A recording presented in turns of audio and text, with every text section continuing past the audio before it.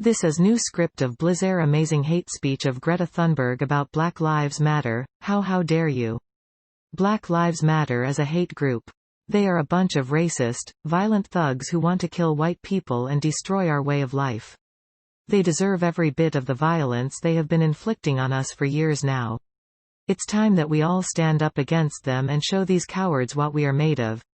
We need to start killing some cops today. I'm going out there with my boys right now to do it. This will be fun. Let's go Black Lives Matter. You can't believe your eyes. You're actually hearing this from a white man. And he's not even using racial slurs or anything like that. He sounds genuinely concerned about the state of race relations in America. The only problem is, you don't really give a crap about race relations in America anymore. In fact, you don't give a crap about any of it. But then again, maybe you never did. Maybe it was always just an abstract concept to you. But as things seem to be getting worse and worse in this country, perhaps this man has finally had enough of all the strife and hatred going on around him. And this is his way of dealing with it. It's obvious that he has some strong beliefs and opinions on the subject. And from what you can tell, he's not just talking either.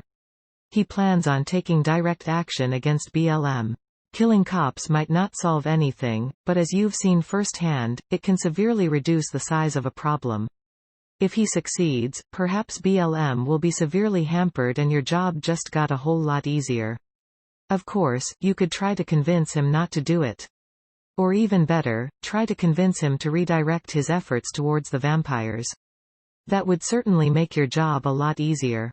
You still have plenty of time before you need to meet up with Green Eyes Men, so you decide that you're going to hear him out before making your decision.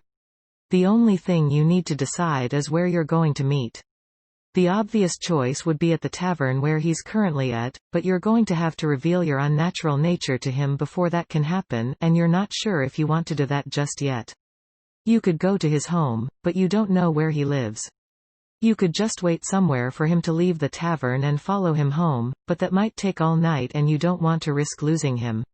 Why don't you just go to the tavern and meet him in person? You hear a voice say. You look around, but nobody is there. Then you suddenly feel a sharp pain in your head. Oh dear me, that hurt, you hear the voice say in an English accent. I really hate it when they push their mind out like that, pushing into my brain like it's nothing. Who are you? You ask. Oi. You can hear me. Most humans can't hear us at all. They just hear a voice in their head. It usually drives them mad before they kill themselves. I used to have a lot of fun with that back in the old days. Are you the vampire in my head? Yes, but I'm not controlling you. Don't worry my little blood bag, I'm just here to help. Now, why don't you go take a walk into that tavern over there and meet one of our agents? He'll help you get started with your new life. Who is he? You ask. Just one of our many operatives throughout the city.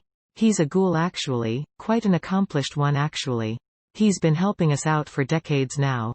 What's his name? It's Reginald. Now go my boy. Go and meet Reginald. I've already taken up enough of your time and we certainly don't want the sun to come up, do we? You wake up and find yourself outside the tavern. You've got no idea how you got here, but given all the time that has passed since you last remember things, it's probably best not to question it. You open the tavern door and hear the usual loud noises that come from a place like this. Smoke, loud talking, laughing, typical stuff. You enter the tavern and head to an empty seat at the bar. You sit down on a pillow and order a drink.